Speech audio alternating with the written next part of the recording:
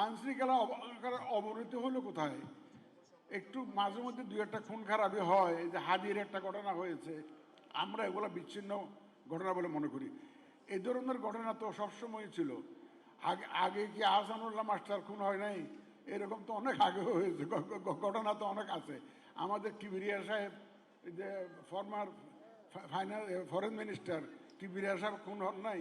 Election আসলে এই ধরনের ঘটনা হয় বাংলাদেশে, এগুলো নতুন কিছু না। সুতরাং আইনশৃঙ্খলা পরিস্থিতির বরং উন্নতি হয়েছে।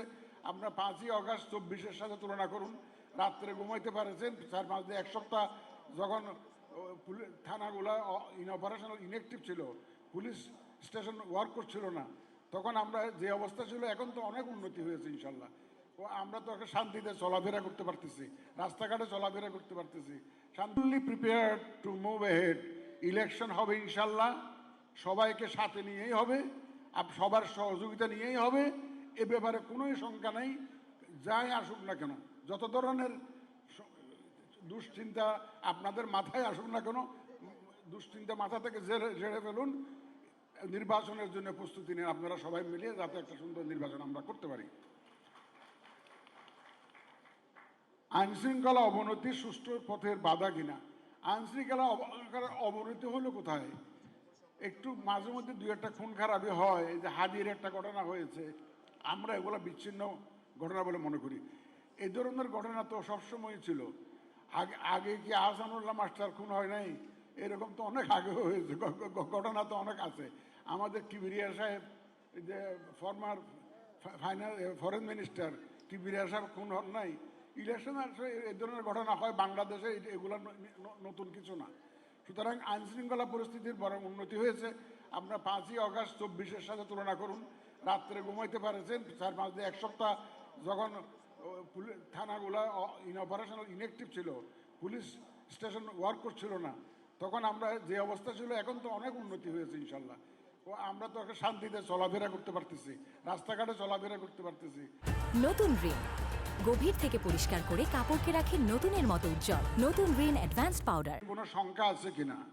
নির্বাচন নিয়ে কোনো শঙ্কা নেই। We are fully prepared two move ahead. Election হবে ইনশাল্লাহ, সবাইকে সাথে নিয়েই হবে, সবার সহযোগিতা নিয়েই হবে। এ ব্যাপারে কোনোই শঙ্কা নেই। যাই আসুক না কেন, যত ধরনের দুশ্চিন্তা আপনাদের মাথায় আসুক না কেন, দুশ্চিন্তা মাথা থেকে ঝেড়ে ফেলুন। নির্বাচনের জন্য প্রস্তুতি নিন আপনারা সবাই মিলিয়ে, যাতে একটা সুন্দর নির্বাচন আমরা করতে পারি। আইনশৃঙ্খলা অবনতি সুষ্ঠু পথের বাধা কিনা? আইনশৃঙ্খলা অবনতি হলো কোথায়? একটু মাঝে মধ্যে দুই একটা খুন খারাপি হয়, যে হাদির একটা ঘটনা হয়েছে, আমরা এগুলো বিচ্ছিন্ন ঘটনা বলে মনে করি। এই ধরনের ঘটনা তো সবসময় ছিল। আগে আগে কি আহসানুল্লাহ মাস্টার খুন হয় নাই? এরকম তো অনেক আগে হয়েছে, ঘটনা তো অনেক আছে।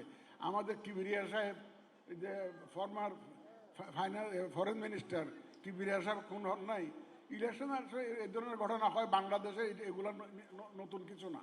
সুতরাং আইনশৃঙ্খলা পরিস্থিতির বরং উন্নতি হয়েছে। আপনার 5ই আগস্ট 24-এর সাথে তুলনা করুন।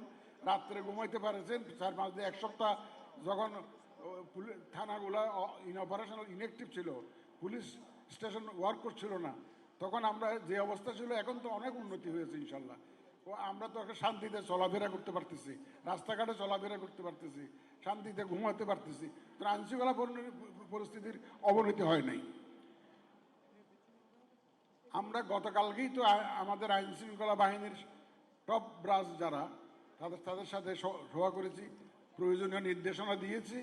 ইনশাল্লাহ আমাদের আইনশৃঙ্খলা বাহিনী সম্পূর্ণ প্রস্তুত, যে ভবিষ্যতে যাতে ইলেকশনের সময় পর্যন্ত যাতে শান্তি শৃঙ্খলা যাতে বজায় থাকে এবং সুষ্ঠুভাবে যাতে নির্বাচন আমরা করতে পারি।